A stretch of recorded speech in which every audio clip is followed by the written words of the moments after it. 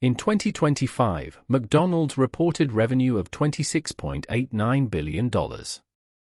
In the same year, customers spent more than $120 billion inside McDonald's restaurants. Those two numbers describe the same company, in the same year, and they differ by more than $90 billion. That isn't an accounting trick and nobody's hiding anything. The gap is the business. Understanding where those $90 billion went tells you something not just about McDonald's, but about why some food chains barely flinch when costs rise, while others take it directly on the chin. The obvious explanation is that McDonald's is enormous and franchising lets it be enormous. Franchise the shops, collect a fee, grow faster than you could with your own money. That's true, and it's how franchising is normally explained. It just misses the more interesting half of what franchising actually does. Because franchising isn't primarily a way to grow. It's a way to decide who holds the risk. And once you see it that way, a lot of things about the high street start making sense. So let's be precise about what McDonald's actually is. At the end of 2025, roughly 95% of McDonald's restaurants worldwide were operated by franchisees rather than by the company. Not owned, not staffed, not managed by McDonald's. Owned by independent business people who've bought the right to run one. The company describes what it collects from them plainly enough. Conventional franchisees pay rent and royalties based on a percentage of sales, with specified minimum rent payments, plus an initial fee when a restaurant opens. Royalties typically run at around 4 to 5% of what the restaurant sells. Read that again, because there are two revenue streams in it and only one is obvious. The royalty is the one everyone knows about. You use the brand, the recipes, the systems, the supply relationships, and you pay a slice of your sales for the privilege. Fine. The rent is the one that matters more. Because in a great many cases McDonald's owns or controls the land and the building underneath the restaurant, and leases it to the operator. So the company isn't only a fast food brand. It's a landlord, with a tenant whose rent is tied to how well the shop trades, and with a minimum floor beneath it. That's why franchise revenues came to $16.5 billion in 2025, while the 4 or 5% of restaurants the company runs itself contributed a much smaller sales figure. The franchised business is the engine, and it produced a consolidated operating margin of around 46%. 46%. Hold on to that number, because we're going to put it next to another one shortly. Now think about what that structure does when something goes wrong. Suppose wages rise sharply. Suppose energy costs jump, or beef gets more expensive, or a new employment tax lands. Who pays? The franchisee pays. They employ the staff. They hold the energy contract. They buy the stock. Their profit margin is what absorbs the shock. McDonald's still collects a percentage of sales, and sales are the number least affected by rising costs, because customers keep buying even as the operator's margin thins. And that's the point. A royalty is a claim on revenue. A profit is what's left after costs. If you hold a claim on revenue, you're insulated from almost everything that happens between the customer's money arriving and the operator's profit being counted. The costs land on somebody else's income statement. McDonald's own filings describe the model as designed to generate stable and predictable revenue. That's the word doing the work. Predictable. Not the largest, not the highest growth. Predictable. So that's one way to build a food business. Now let's look at the opposite. Greggs is the largest bakery chain in Britain and, on the face of it, is doing well. In 2025 it grew total sales by 6.8% to £2.15 billion. It ended the year with 2,739 shops, after 212 net new openings. It's the country's leading food-to-go brand, and it gained market share in a market where overall visits fell by more than 3%. That's a company winning. And yet its underlying operating profit for the year fell 4% to £188 million. Sales up nearly 7%, profit down 4%.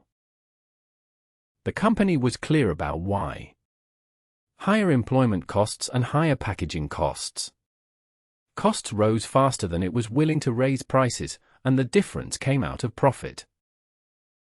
Now put the margin side by side. McDonald's, roughly 46% at the operating line. Greggs, around 9%. That comparison is unfair in the obvious way, and I want to be honest about it rather than let it slide past. They're not measuring the same thing. McDonald's margin is calculated on royalties and rent, which are almost pure profit by nature. Greggs' margin is calculated on the full price of every sausage roll, out of which it must pay for flour, wages, ovens, vans, electricity, and shops. But that unfairness is precisely the insight. The two companies aren't running the same business with different levels of skill.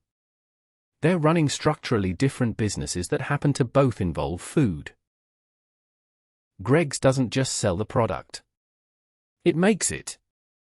The company is vertically integrated, which means it owns the bakeries, the manufacturing sites, and the distribution network that supply its shops.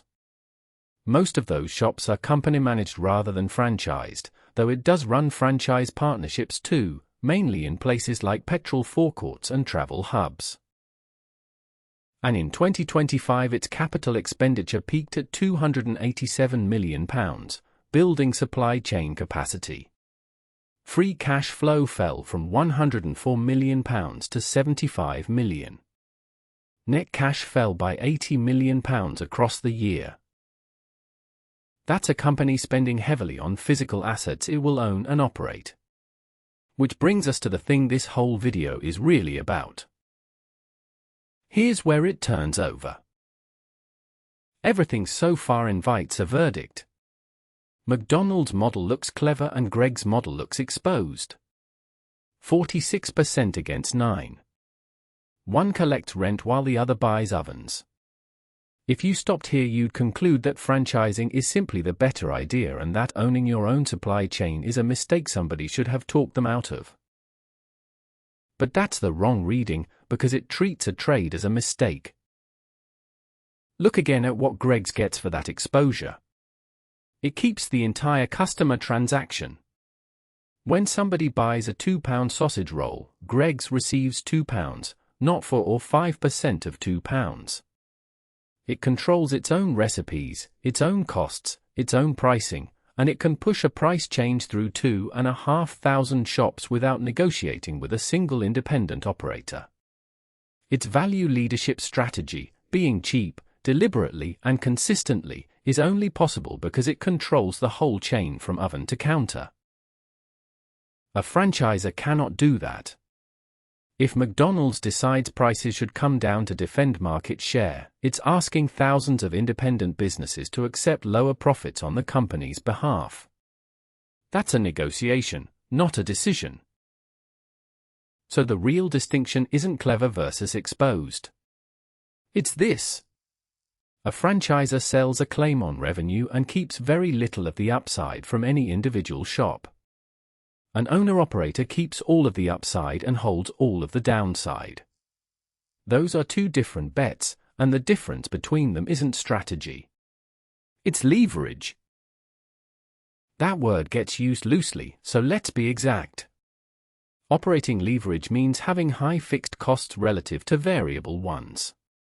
A bakery, a distribution network, and 2,500 leases are fixed. They cost roughly the same whether the shops are busy or quiet. When volumes rise, fixed costs get spread over more sales and profit climbs faster than revenue. When volumes stall or costs jump, the same mechanism runs in reverse, and profit falls faster than revenue. That's not a flaw in Greggs' execution. That's arithmetic, and it's the same arithmetic that made the model attractive on the way up. Which is why 2025 looked the way it did. Sales grew nearly 7%, the company gained share, and profit still fell 4% because employment costs rose and there was nobody else to hand them to. Vertical integration isn't a strategy for good times or bad times. It's a bet that volumes will hold. When they do, you keep everything. When costs move against you, you keep that too.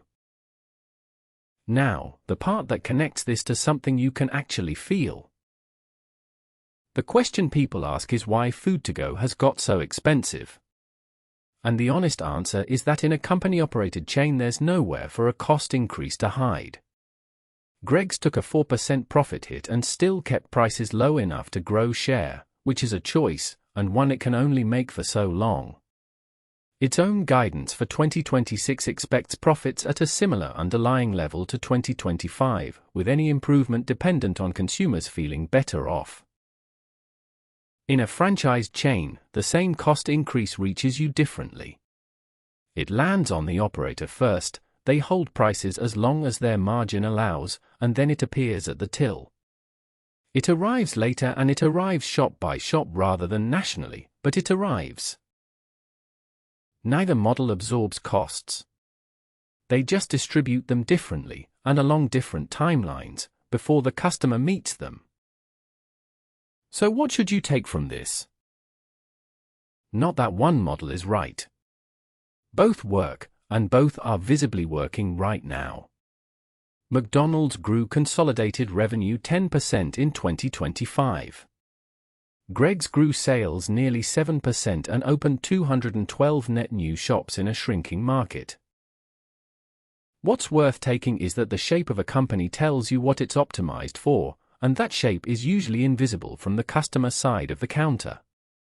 Two food businesses on the same high street, selling to the same person at the same time of day, can be almost entirely different financial machines. One is closer to a property and licensing business. The other is closer to a manufacturer that happens to have its own shops.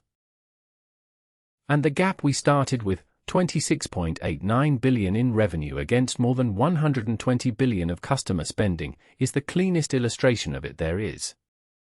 More than $90 billion of food was sold under that brand, in those buildings, using those recipes, and it never touched the company's income statement. It went to the operators, and so did the costs, and so did the risk.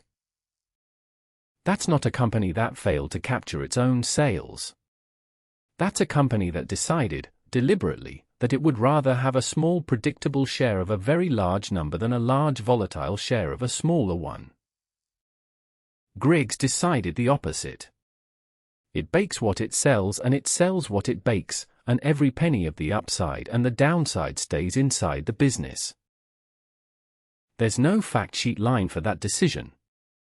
It doesn't appear in a price comparison or a nutrition label or an advert. But it determines what happens to the price of your lunch when wages go up, and it determines which of these companies has a bad year when the country does. That's the thing worth noticing. The most consequential decision either company ever made wasn't about the food.